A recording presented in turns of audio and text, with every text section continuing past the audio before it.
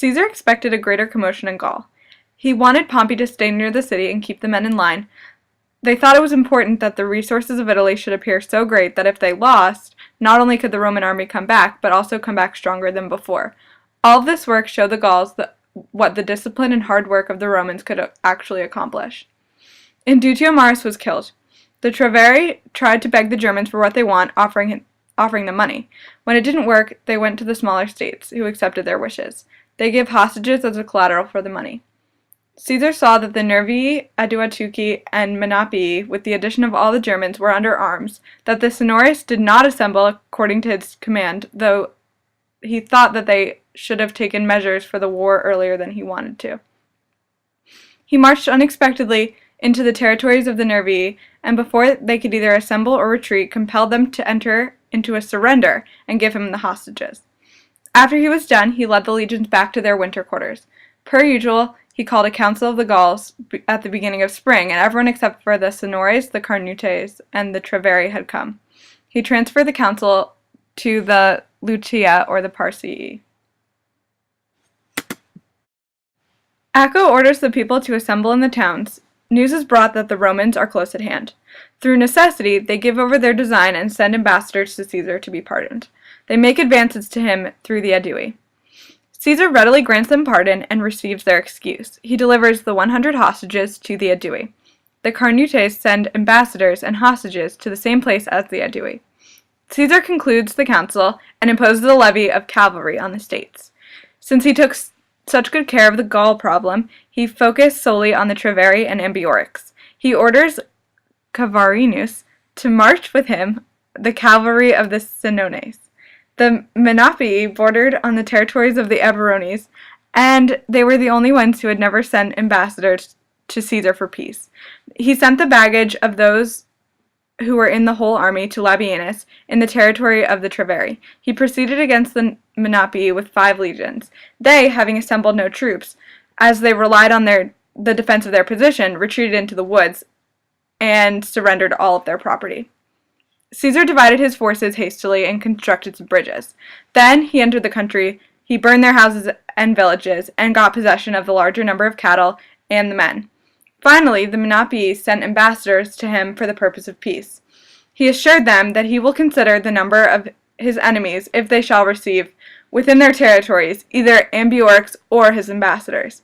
Having settled these things, he left the Menapii with some cavalry as guard as he proceeded towards the Treveri. While Caesar did these things, the Treveri were preparing to attack Labienus when they learned that the 2 legions had arrived by the order of Caesar. Having made camp 15 miles off, they decided to await the support of the Germans. Labienus hoped that because of their rashness there would be some opportunity of fighting. He fortified his camp. Between Labienus and the enemy there was a difficult river to cross, and with steep banks he didn't want to cross it and suspected the enemy wouldn't want to either. Labienus said in a council that since the Germans are said to be approaching the next day, he would move his camp early at dawn. Labienus made a plan and ordered the camp to be moved with greater noise and confusion than was usual with the Roman people. By this means, he makes his departure seem like a retreat. They had barely advanced beyond the fortifications when they found out that the Gauls didn't hesitate to cross the river. Now, they were at a disadvantageous position.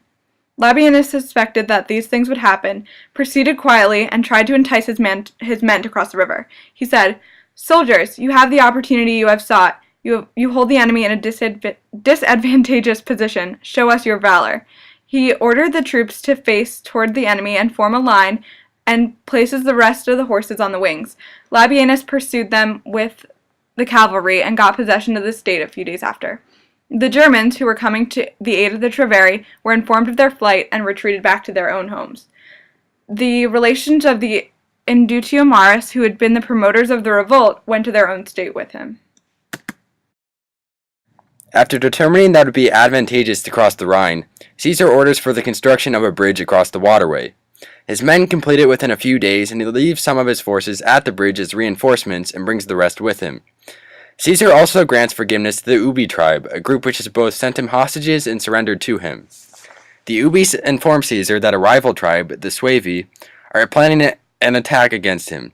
Accordingly, Caesar gives the tribe some provisions and instructs them to move from the country into the towns of the province. The Suevi advanced towards the Roman army, but upon hearing exactly what they were up against, decided to retreat to the outer areas of the province. In Gaul, factions seem to control every matter at every governmental level.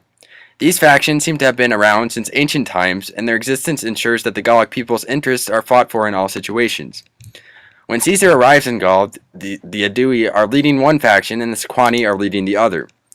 The Aedui had been more powerful historically, but an alliance with Ariovistus and the Germanic tribes had made the Sequani the more powerful at the moment.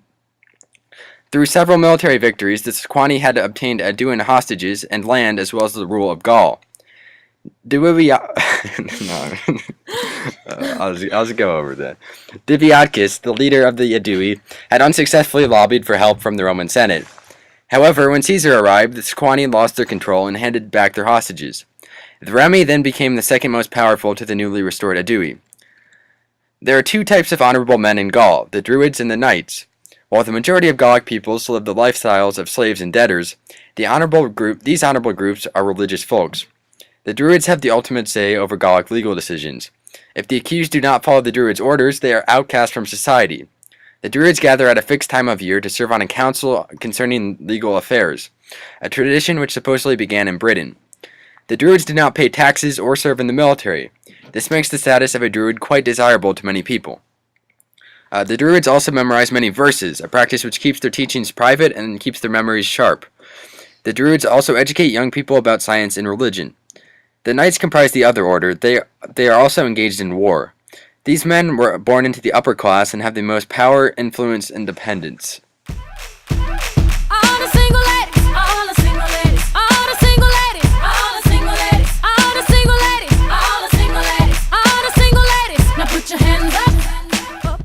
The nation of all the Gauls is extremely devoted to superstitious rites, so those who have diseases or are in wars sacrifice or vow that they will sacrifice men. They employ the Druids as the performers of these sacrifices. They think that the gods won't help them unless the man sacrifices the life of a man. Others make huge statues and fill them with living men and then light them on fire. They usually pick robbers and villains to be subjects for this violence, but if there aren't any, they'll just kill the innocent. They worship Mercury, particularly, and believed he was the guide of their journeys, inventor of arts, and tend to have a great influence over trade and getting grain. Next to him, they worship Apollo, who averts disease, Mars, war, Jupiter, sovereignty of the heavenly powers, and Minerva, the invention of manufacturers. When they conquer places, they sacrifice the living animals for Mars and pile up the other leftover things. No one touches these things for Mars without risking torture or death. All of the Gauls believe they are descended from the god Dis, and that this tradition has been passed down by the Druids.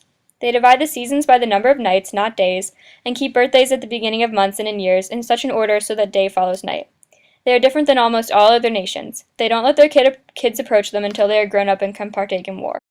Whatever sums of money the husbands have received in the name of a dowry from their wives, they add to the same amount to their own estates. Husbands have the power of life and death over their wives as well as over their children.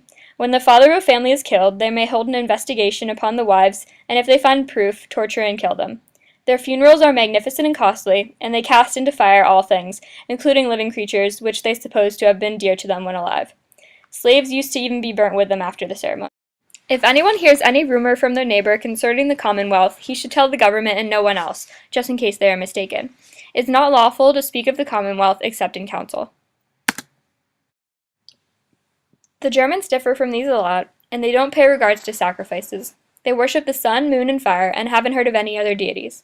Their whole life is occupied in hunting and in the pursuits of the military art. From childhood, they devote themselves to fatigue and hardships.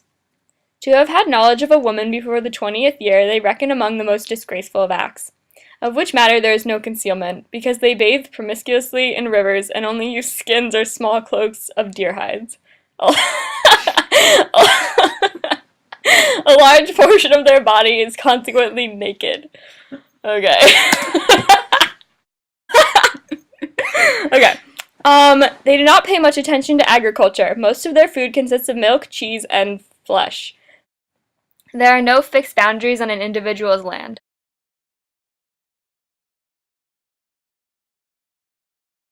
The nation of all of the Gauls is extremely devoted to superstitious rites. So those who have diseases or I can't do this. Oh my god. I'm gonna do it.